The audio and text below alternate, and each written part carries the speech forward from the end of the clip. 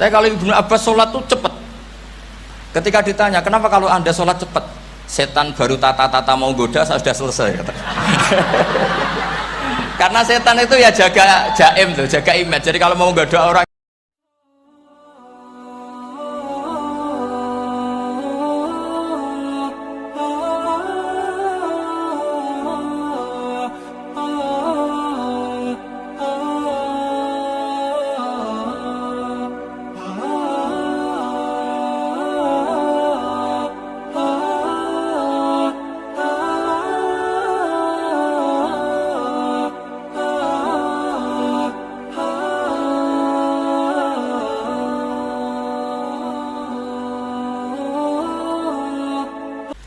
tadi Gus Azaim cerita betapa pentingnya para pendiri, para muassis yang diibaratkan sebagaimana pohon. Saya masih ingat Dawe Mbah Mun. Saya nanti cerita mas saya sebentar, terus cerita kitab Al-Ataqoh As-Somadiyah dikarang Said Muhammad, fawaidnya maksudnya. Kalau Islam Arab, ini kata Mbah Mun, kalau Islam Arab itu contohnya kayak pohon kurma, jadi kuat. Dan wajah tasbihnya itu di daunnya tidak jatuh. Tapi kalau Islam Indonesia kata Mbah Mun itu kayak padi, jadi ya agak doyong-doyong sedikit gitu. Jadi untuk menghadapi angin besar itu pilihannya dua, Anda kekar kayak kurma atau fleksibel kayak padi. Jadi ya doyong-doyong sithik gitu. Ada koruptor sowan, salam templeknya ya diterima gitu. Ada calon bupati cantik ya didukung, pokoknya agak-agak doyong gitu. Tapi baru kayak doyong itu nggak bisa roboh karena fleksibel. Jadi kazar in akhraja syatahu, jadi ada dua tamsil. Karena memang menghadapi orang fasik, orang dolim ini kita sebagai ulama itu ya kebingungan. Ini mungkin Ki Afif bisa bahsul masail ini. Karena pertanyaannya gini, saya berkali-kali digojlok sama bapak saya. Berteman orang fasik hukumnya gimana? Pasti dijawab haram. Tapi kalau pertanyaannya dibalik, membina orang fasik hukumnya gimana? Baik. Dan bisa membina kalau berteman.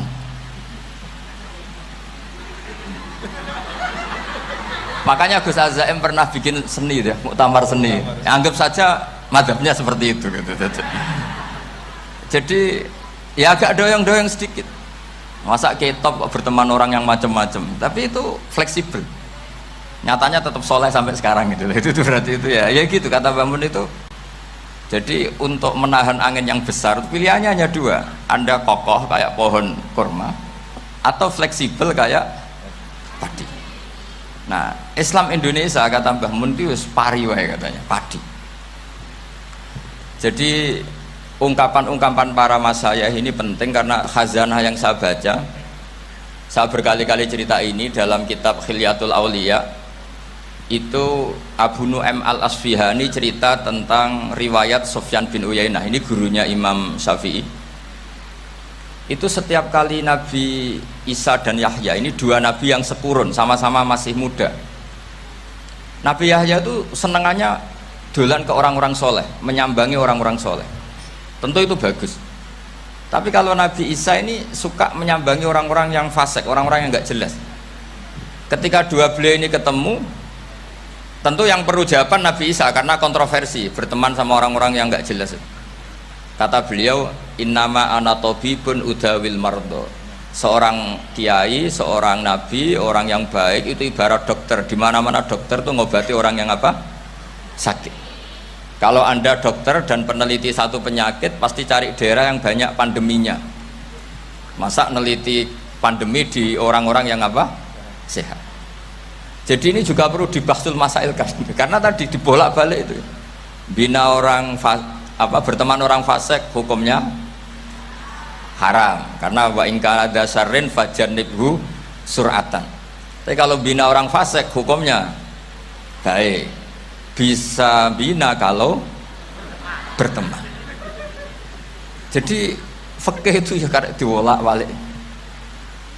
Makanya sholat juga gitu. Sholat yang tumak nina yang lama itu ya bagus. Masa jagongan mbek pangeran nggak asik? Jagongan sama teman aja asik, masa jagongan sama pangeran tidak apa? Asik. Tapi kalau Ibnu Abbas sholat tuh cepat. Ketika ditanya, kenapa kalau anda sholat cepat? Setan baru tata-tata mau goda, saya sudah selesai. Kata. Karena setan itu ya jaga jaim tuh, jaga image. Jadi kalau mau goda orang itu ya surinan dulu, macak-macak dulu. Ternyata mau ke situ, sholatnya sudah selesai. Lah kebetulan mazhab saya itu yang kedua itu gitu. Jadi kalau Gus Azaim itu sholat lama sekali, itu ada mazhab tandingan, yaitu mazhab saya. Itu karena ini sepuh saya, meskipun top beliau tapi sepuh saya. Saya sudah 50, beliau baru 40. Ini berarti baru memulai kiai. Kalau pakai umur nubuah ini baru memulai.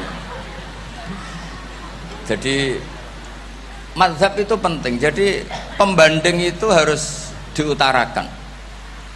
Sehingga dalam fikih manapun itu sebuah madhab itu harus diuji itu lewat pembanding. Dulu itu setiap debat fikih antar ulama itu mesti nggak ada yang menang.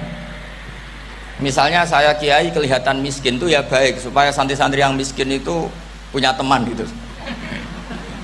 Karena rata-rata santri itu miskin. Nah, dikancani kiai kan seneng gitu. Tapi problemnya kiai yang miskin itu ya nggak bisa nolong santri karena dia sendiri apa miskin. Makanya dulu Imam Syafi'i itu pengagum orang miskin. Setelah ngaji Imam Malik tanya, ya Imam Malik orang yang sealim jenengan itu siapa? Jawabnya Imam Malik lucu. Dulu Abu Hanifah, sekarang orangnya sudah meninggal ya. Ilmunya dititipkan atau diwaris oleh Muhammad bin Hasan Asy-Syaibani. Akhirnya Imam Syafi'i dibiayai Imam Malik ke Irak. Imam Syafi'i miskin, bisanya ke sana dibiayai Imam Malik.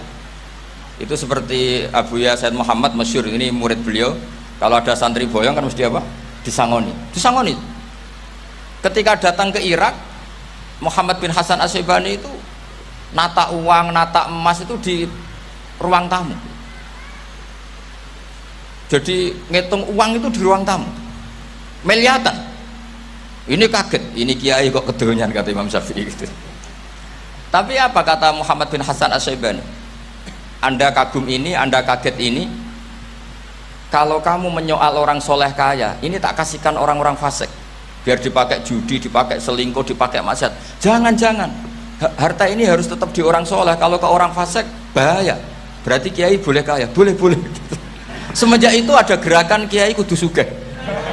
Ya ada yang kesampaian, ada yang enggak gitu aja. Tapi karena kalau pakai logika fikih, harta itu fitnah. Oke, seakan-akan harta itu masalah. Tapi kalau ini dikuasai orang dolim, maka masalah besar. Jika orang-orang soleh ini harus juga menguasai harta. Nah, terus lama-lama dikiaskan kekuasaan. Kalau yang kuasain orang fasik, orang tidak sholat, ribet. Akhirnya kiai terus dukung, ya akhirnya ikut politik tadi.